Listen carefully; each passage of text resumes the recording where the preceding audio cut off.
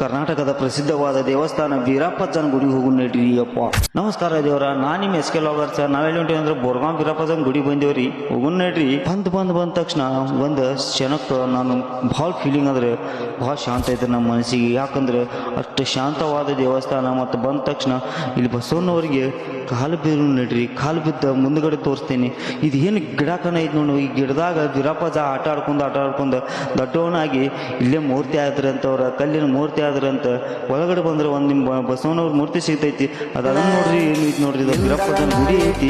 ವೀರಪ್ಪಜ್ಜನ ಗುಡಿ ನೋಡಿದ್ರಿ. ವೀರಪ್ಪಜ್ಜ ಕಾಲ್ ಬಿದ್ದ ಒಂದು ಸೆಲೆಮೆಂಟ್ ವಿಡಿಯೋ ಹಾಕೊಂಡ್ರಿ. ವೀರಪ್ಪಜ್ಜ ನೋಡ್ಬೇರಿ. ವಿಡಿಯೋ ಇಷ್ಟ ಆಗಿತ್ತ ಲೈಕ್ ಮಾಡ್ರಿ, ಶೇರ್ ಮಾಡ್ರಿ, ಫಾಲೋ ಮಾಡ್ರಿ ಅಂತ ಹೇಳ್ತಾ ವೀರಪ್ಪಜ್ಜನ ಬರ್ತಾರ. ಕಮೆಂಟ್ ಹಾಕ್ರಿ ಅಂತ ವಿಡಿಯೋ ನೋಡಿ.